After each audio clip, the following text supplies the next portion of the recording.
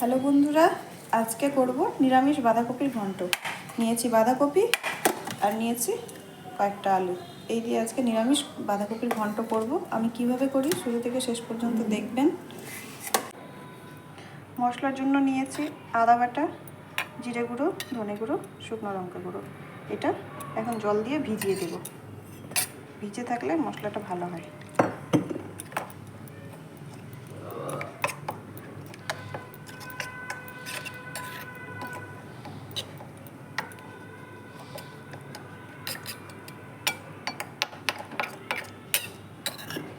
কিছুক্ষণ ভিজুক। এই যে আলুগুলো এখন ভেজে নেব। কড়াই গরম হয়ে গেছে, তাই দিয়ে দিচ্ছি তেল।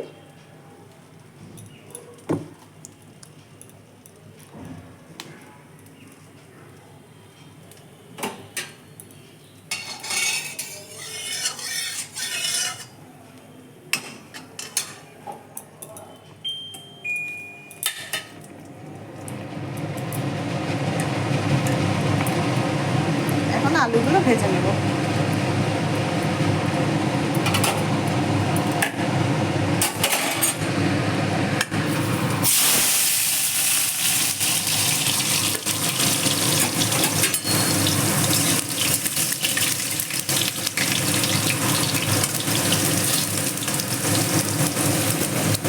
সুন্দর করে লাল লাল করে ভেজে নেব।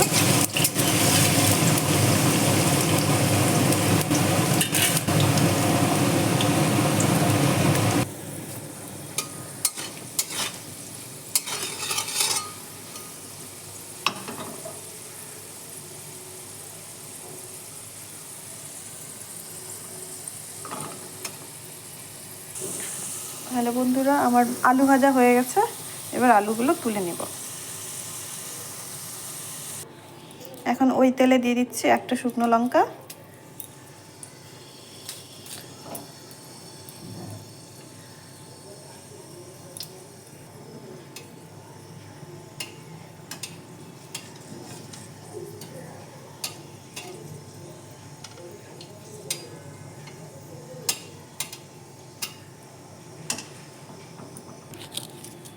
দুটো তেজপাতা,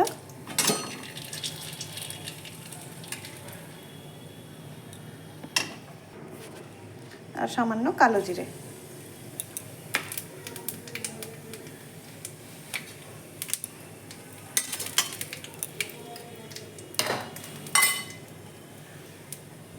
এই যে ভেজানো মশলাটা এখন তেলের মধ্যে ছেড়ে দিলাম।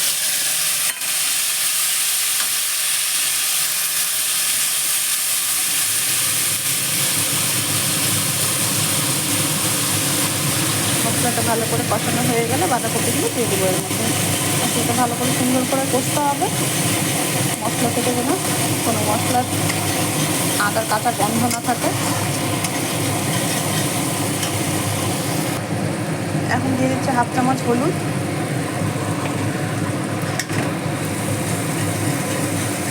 মশলাটা এবার ভালো করে নাড়াচাড়া করতে করতে মশলা থেকে যখন তেল ছেড়ে দেবে তখন বাঁধাকপিগুলো ছেড়ে দেবে।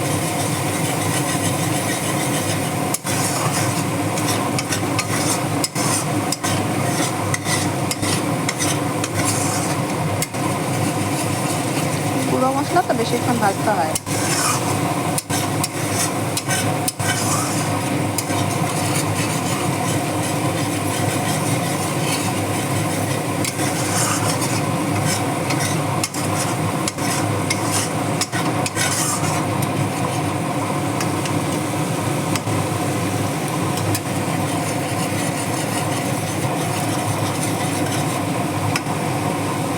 আস্তে আস্তে মশলা থেকে তেল ছাড়ছে, দেখুন।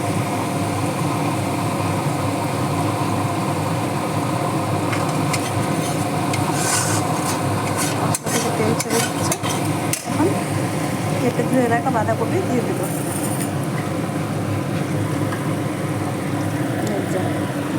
বাঁধাকপি দিয়ে দিচ্ছে।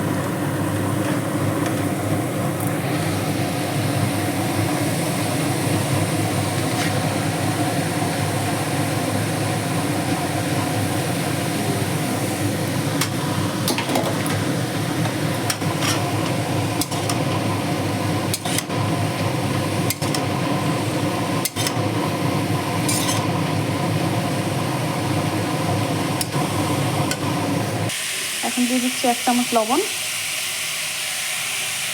একটু নাড়াচাড়া করে ঢেকে দেব।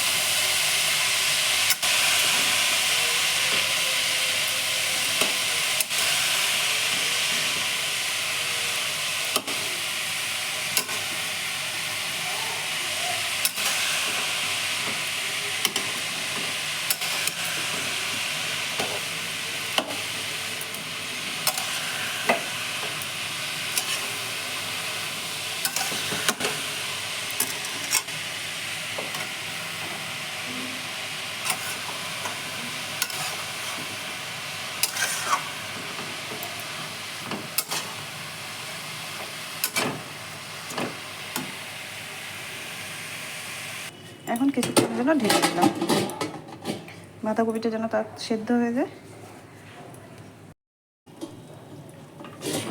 এখন ঢাকনাটা তুলে দেখাচ্ছি, দেখুন বাঁধাকপি থেকে কতটা জল বেরিয়ে গেছে। বাঁধাকপি অনেকটাই সেদ্ধ হয়ে গেছে। এই সময় ভেজে রাখা আলুগুলো দিয়ে দেবো।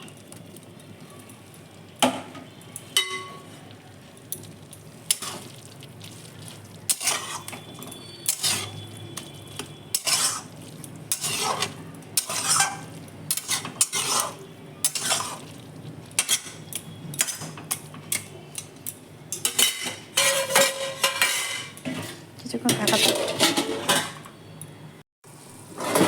এখন ঢাকাটা তুলে দেখাচ্ছি, দেখুন আমার বাঁধাকপি জল প্রায় শুকিয়ে গেছে, এখন অনেকটাই সেদ্ধ হয়ে গেছে। একটু নাড়াচাড়া করে আমার বাঁধাকপির ঘন্টটা হয়ে যাবে।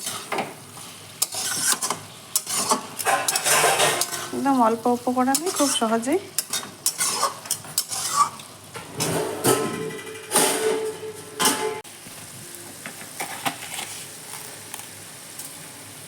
এক চামচ 2 চামচ চিনি দিয়ে দিলাম।